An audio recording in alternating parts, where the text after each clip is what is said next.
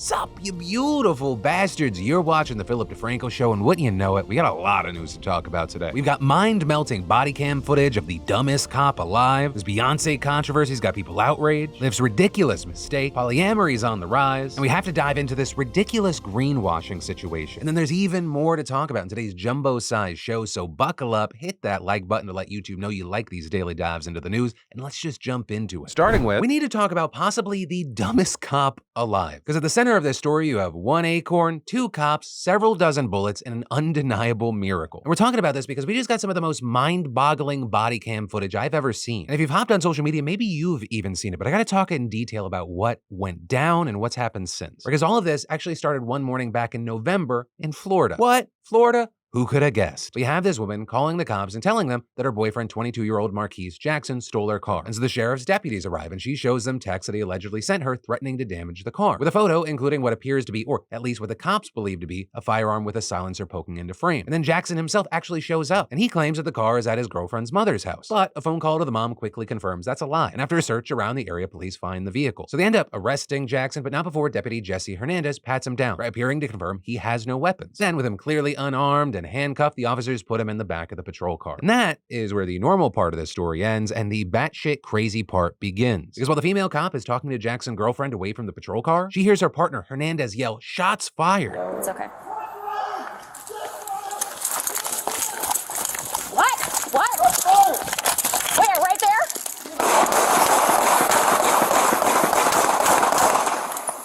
Jesse, are you okay? They absolutely lit up that patrol car, believing that somehow Jackson got a gun and he fired at Hernandez, with the girlfriend heard screaming in emotional agony for minutes on end. But then, in like a scene straight out of Pulp Fiction, Jackson comes out of the vehicle completely unharmed. Not a single bullet graced his body. And not only that, he was still also completely unarmed. So you might be asking, well, Phil, what the hell just happened? Because when we look at the footage from Hernandez's perspective, it doesn't clear anything up. If anything, you're just left even more confused. Shots fired! Shots fired! Shots fired! Shots fired! You know.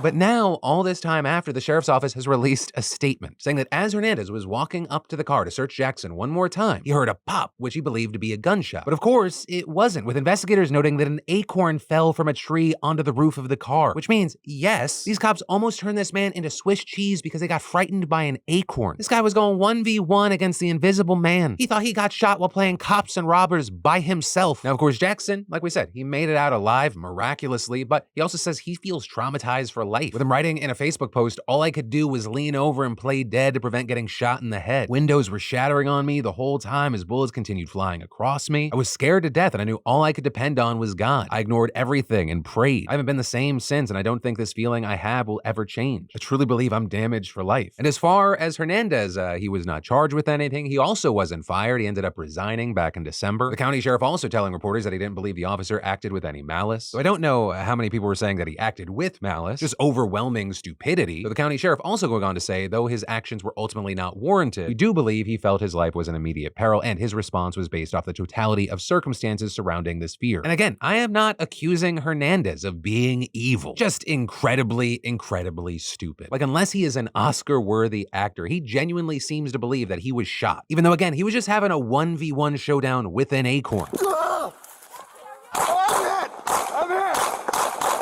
I'm good. I feel weird, but I'm good.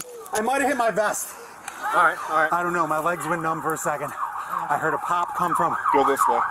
And honestly, seeing this footage, it's genuinely scary that there is any sort of system in place that thinks that that guy should ever, fucking ever, be given a badge, a gun, and qualified immunity. I wouldn't trust this guy with a fork, let alone a firearm. But hey, that's story, some of my takeaway, and of course, I'll pass the question off to you. What are your thoughts here? And then, in entertainment news and drama, let's talk about Beyonce. Because there's this controversy playing out with Beyonce and country music. And it's kind of not a shocker that this is happening, given how, like, the last time she had a big country song, there were other controversies about how places like the Grammys didn't accept it into the genre. And we're now seeing a similar situation play out with her new songs Texas Hold'em and 16 Carriages. Both are country, and they're the lead singles of what's believed to be a full Beyonce country album, with Texas Hold'em especially leaning into banjo and stomping. But then we got the news that a local country radio station in Oklahoma apparently rejected a request to play the track. And with that, one viral tweet saying, "I requested Texas Hold'em at my local country radio station, KYKC, and after requesting, I received an email from the radio station stating we do not play Beyonce on KYKC as we are a country music station, and saying this station needs to be held accountable for their blatant racism and discrimination against Beyonce." Right, and that prompted a lot of outrage, especially because there's a history of country music shutting out black artists. Like how in the past we've seen Billboard pulling Lil Nas X's Old Town Road from the country charts despite its crossover success, with people at that time saying, it showed segregation with the genre. And now with what we're seeing with Beyonce getting denied country radio play, you have some saying, lol, the racism we're about to bear witness to because Beyonce is digging into her country roots is going to be intergalactic. And as a black country singer, I'm so glad other people are now seeing what us smaller artists have to go through to break into this genre and industry. And with this, people getting Beyonce is country trending to show support, others bringing up the genre's history, with outlets like the Washington Post saying that her new songs salute the genre's black cultural roots. And in fact, some argue that part of the reason Beyonce is leaning into country is to reclaim the genre and fight back against racism within it. And so with all of this playing out in real time, it ended up prompting the radio station to respond, with Roger Harris, the general manager of Southern Central Oklahoma Radio Enterprises, telling the Tennessean that they weren't playing it because of the market size, saying, quote, "We're not in a position to break an artist or help it that much, so it has to chart a little bit higher for us to add it. But we love Beyonce here. We play her on our other top 40 and adult hit stations, but we're not playing her on our country station yet because it just came out." And going on to say, we sort of pattern ourselves after the bigger stations. When they start playing it, that's a big factor, and the charts are the second biggest. And going on to defend the station's initial rejection by saying that they would have had the same response to a request for the Rolling Stones, but then also adding that the station will play Beyonce's new songs if they're country. And all that leading to the station posting on social media that it did have a lot of requests for the song and it had it queued up yesterday. And outlets like NPR saying the station said it took so long because it previously didn't even have the song. Though also with this, you have some people and outlets wondering, is this a one-off thing or is this going to be part of something that's maybe a bigger trend? For example, Billboard saying that overall, country radio has been slow to embrace the song. But as of yesterday, Columbia did officially service Texas Hold'em to country stations, so saying that could also change soon. But with all that said, I'd really love to know your thoughts here, especially if you're a Beyonce fan or a country music fan, maybe you're even both. What are your thoughts on the situation and controversy? Because I am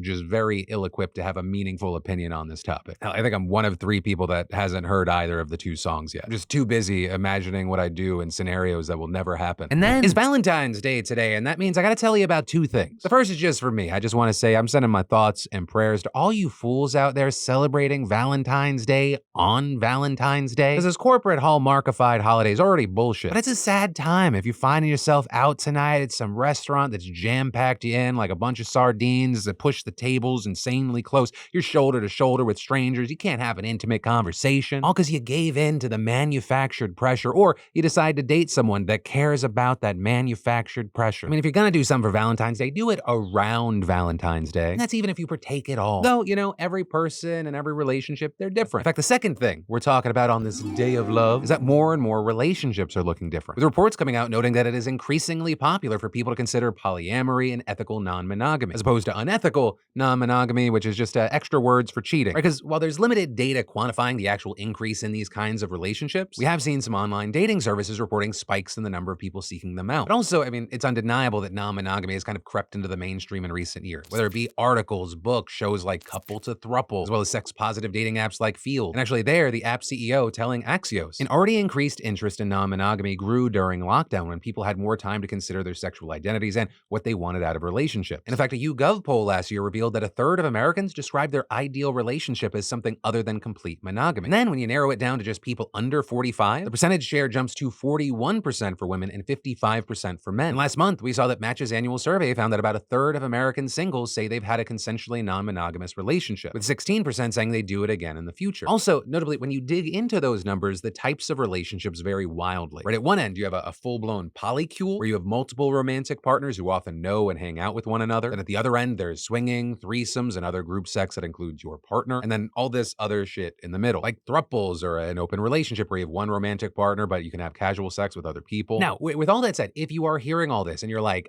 all of this is insane, right? You're thinking, I could never do that. you're not alone. Because also typically people who practice these lifestyles acknowledge that it's not for everyone. But they also argue that neither is monogamy. And they are pointing to data showing that half of all first marriages end in divorce, with infidelity being a leading reason. So they argue that if monogamy is not working so well for a lot of people, maybe they should consider trying something more flexible. Though notably, still more people disapprove than approve of non-monogamy when surveyed. But hey, what are your thoughts on this? And also, I guess if you want to overshare with the class, if your opinions are based off of personal experience, feel free to share. Maybe make an alt account. And then, I think most of us have felt the pressure at some point of trying to get ahead, but instead falling further into debt with credit cards, personal loans, medical bills. And if you're at the point where you're making payments every month on your debt and your balances aren't going down, today's sponsor, PDS Debt, has a program that rolls all of your payments into one low monthly payment. Just one low monthly payment based on what you can afford. And everyone with over $10,000 or more in debt qualifies. And get this, there is no minimum credit score required. PDS Debt offers options that allow you to pay off your debt in a fraction of the time, saving you thousands in interest and fees. And PDS Debt is giving you beautiful bastards a free debt analysis just for completing the quick and easy debt assessment at pdsdebt.com/DeFranco. Yet you'll receive a full breakdown on how to save on interest each month and the quickest way to take care of your debt. Just go to pdsdebt.com/DeFranco and get your quick and easy debt assessment today, because it's time to take back control of your life and live for you, not your debt. And then lawmakers right now are getting calls from dead people, right? People like Joaquin Oliver, who was one of the 17 people that died in the Parkland Marjory Stoneman Douglas school shooting. And today, on the 6-year anniversary of that tragedy, lawmakers are getting calls and they're hearing Joaquin and others demanding gun reform. Hello, I'm Joaquin Oliver.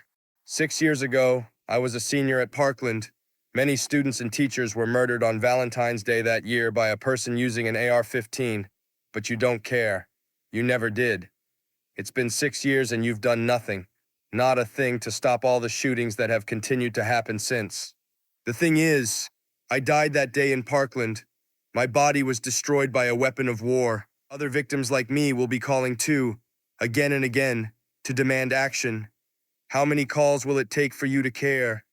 How many dead voices will you hear before you finally listen? And as far as how this is happening, it's AI, with the voices being recreated using AI by their families for a new campaign for gun reform called The Shot Line, with each voice coming from a victim of gun violence, like 10-year-old Uzi Garcia, a victim of the Uvalde school shooting 2 years ago. I'm a 4th grader at Robb Elementary School in Uvalde, Texas.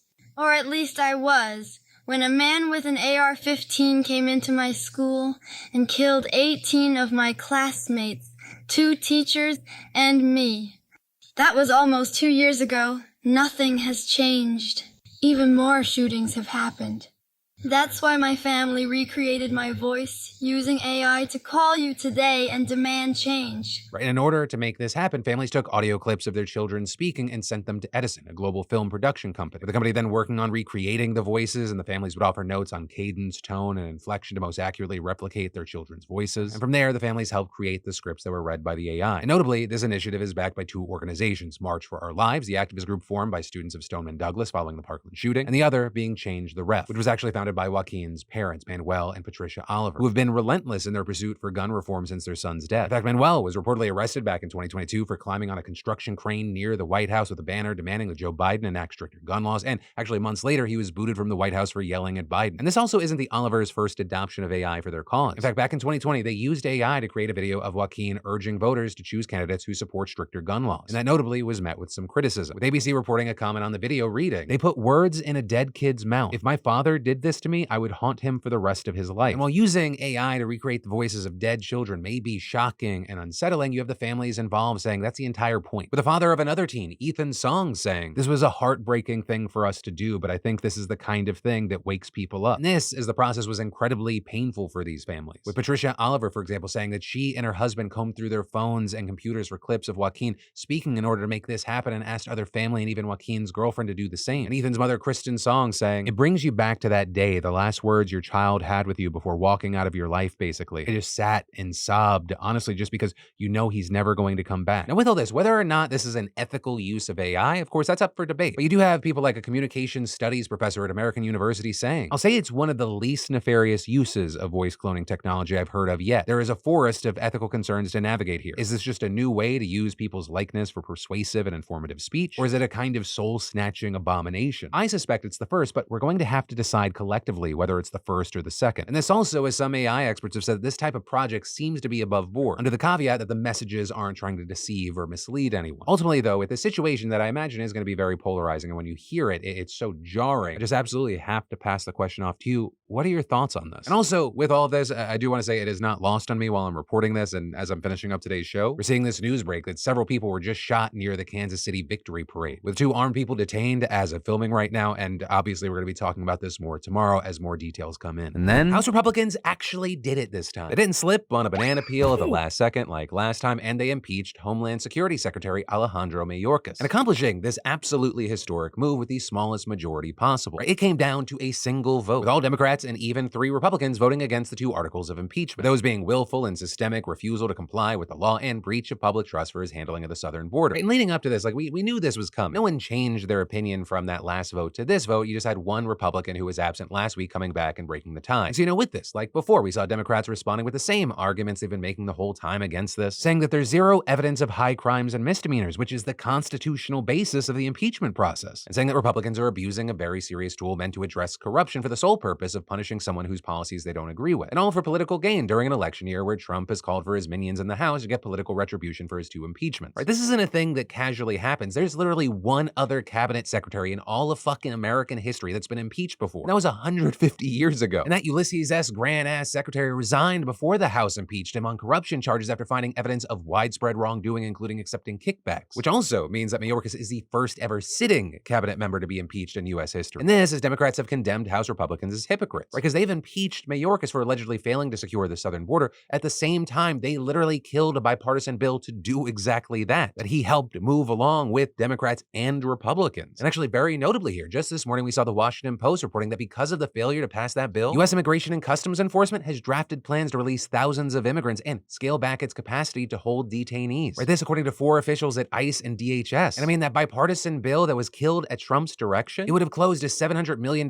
budget shortfall by allocating $6 billion in additional funding for ICE operations. Which, it's actually insane to be like, whoa, Democrats were going to vote for this? That was a huge concession to the Republicans, right? Dems don't usually support bolstering ICE enforcement. Even though Republicans claim that they want increased enforcement, because they refused to pass this bill, ICE officials were proposing cutting detention beds from 38,000 to 22,000, right? And the lack of beds, that's not going to stop the influx of migrants at the border. That just means there's fewer places to put them. As well, some of these people will be deported. Officials say that much of the offsets will have to happen by just mass releasing detainees, which just so we're on the same page, it's not uncommon for this to happen. The U.S. lacks adequate detention capacity, and even the Trump administration had to release some migrants because of this. But it is wild when you think that one of the Republicans' main arguments for impeaching Mayorkas was that his agency had released too many detainees, while they are now essentially forcing ICE to mass release even more. Now, as far as Mayorkas' future, he's probably going to be fine. His impeachment's going to be heading to the Senate for a trial, and it is widely expected that he's not going to be convicted because you need 2/3 of the Senate for that. And there, even Republicans have expressed doubt about the whole ordeal. So in general, it's kind of just a lot of political theater. And while all of this is obviously a waste of taxpayer dollars and congressional time when maybe they could actually be pushing through important legislation, it remains to be seen if this theater will be beneficial for Republicans. Because while talking heads and propaganda arms are going to try and make this seem as crazy as possible, you kind of have to jump through some hoops to push that argument without acknowledging the fact that Republicans killed something that was supposed to help the border. Right? They're actively kneecapping Mayorkas' ability to do the job and then trying to prosecute him for not standing tall enough. And then, an absolutely wild business news, we gotta talk about Lyft, right? The rideshare service, because they took the market on a ride yesterday, straight on the tracks of a roller coaster. Because yesterday, Lyft put out its quarterly earnings release, and it turns out there was an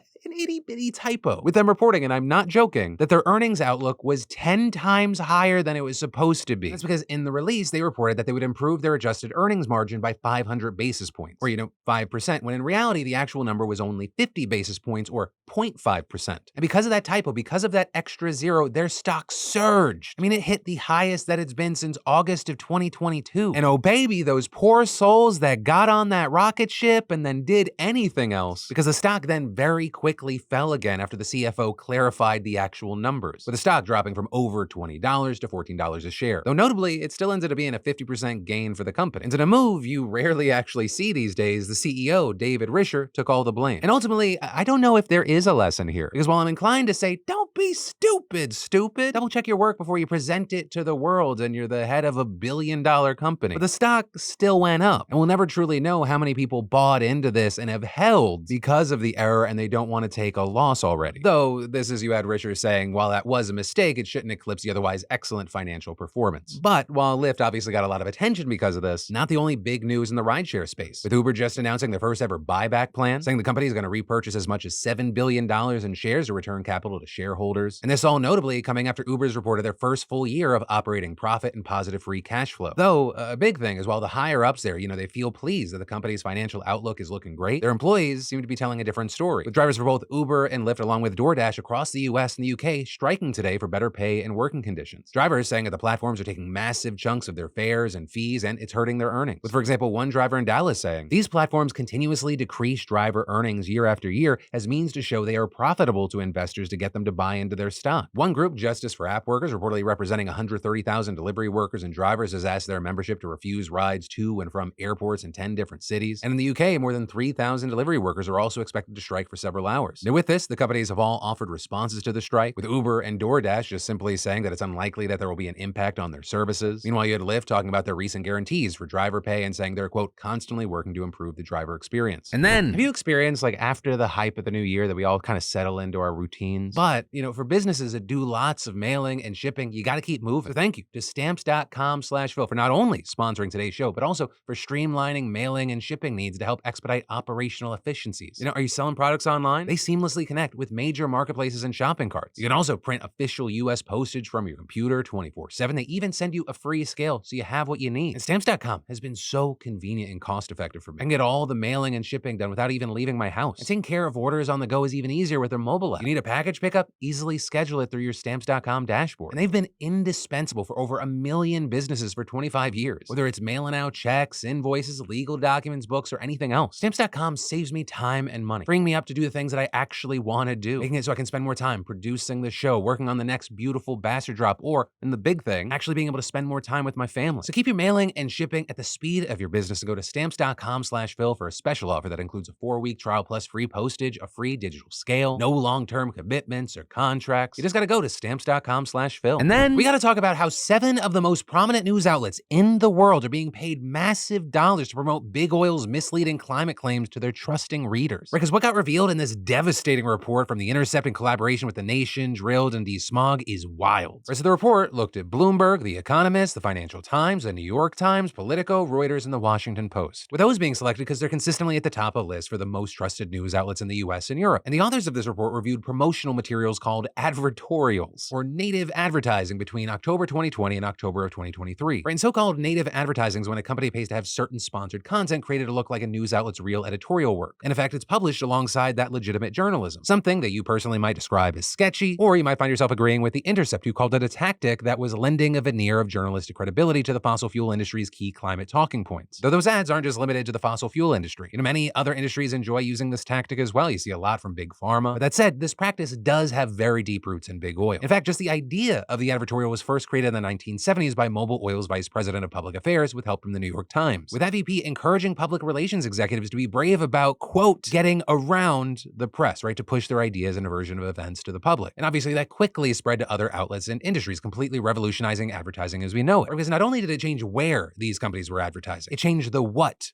they were advertising. Or with these, you're not selling a product, you're selling an idea of the world. And maybe that idea benefits me, who sells a product. And that promotional content's just been getting cranked out faster and faster. And over the last decade or so, we've seen major news outlets starting their own internal brand studios with creative teams whose job it is to produce those materials. And today, almost all big outlets have these creative teams, including the 7 companies reviewed in this report. And they've been evolving, right? They don't just produce content in the style of articles. So arguably, those are the most obvious. They've also expanded to videos, podcasts, newsletters, and sometimes even sponsored events. Now, a key thing that I do want to mention is that most outlets keep their advertorial teams separate from their journalists. But as The Intercept explains, the independence of these outlets' journalists is not in question. What's important is whether readers understand the difference between reporting and advertising. And according to a growing body of peer-reviewed research, They do not. In fact, according to a Georgetown University study from 2016, 2 out of every 3 people confused advertorials as real journalistic content. But also remember, everything is evolving. And in a more recent study by Boston University researchers in 2018, they found that just 1 in 10 people recognized native advertising as what it was and not reporting. And that's concerning in general, but it's especially concerning because that ad content is pushing big oil climate narratives that have been widely condemned for greenwashing and being misleading or even outright false. With, for example, a climate disinformation expert and professor at Harvard University explaining, they're manufacturing content that at best is completely one-sided and at worst is disinformation and pushing that to their readers. I mean, let's take a look at content produced by the New York Times and Mobil, right? The 2 organizations that pioneered this whole thing. 2017 peer-reviewed study of the Times advertorials with Mobil and then also ExxonMobil after the merger found that 81% of content that mentioned climate change highlighted doubt in the science. Right? And so where this becomes especially dangerous is when these ads are then sandwiched alongside real, actual reporting on climate change. Right? And as The Intercept explains, climate reporters at every single outlet they reviewed have diligently covered the challenges that the industry's so-called solutions face. But when the reporting is placed alongside corporate-sponsored content touting the technology's benefits, it leaves readers confused. Right? The other side, or a connecting piece of the company that you're working for, is actively trying to undercut you in your own house. They're getting paid to do it. I mean, for example, Bloomberg Media Studios created a video for ExxonMobil promoting hydrogen power and carbon capture and storage, where you have the company's CEO saying it's ready to deploy CCS to reduce the world's emissions. But it failed to mention, this is so crazy, I don't know how this happened, that Exxon also plans to ramp up annual carbon emissions by as much as the output of the entire nation of Greece, which notably is the news that Bloomberg's own climate reporters literally broke. We've also seen the Washington Post advertorials kind of remaining relatively under the radar compared to its biggest competitor, the New York Times, which of course has gotten more scrutiny because, again, they started all of this. But I don't want them to miss out on this party. So from 2020 to 2023, the report found that the Post actually worked with more fossil fuel advertisers than the New York Times did, sending out more than 100 newsletters sponsored by ExxonMobil in 2022 alone and creating native ads for the American Petroleum Institute and BP. Post also ran a series of online editorials in 2020 and 2021 for the American Petroleum Institute, which notably is the single most powerful big oil lobby, with this including a piece that claimed renewable energy is unreliable and fossil gas is needed to go alongside it, which infuriatingly are misleading fossil fuel industry talking points that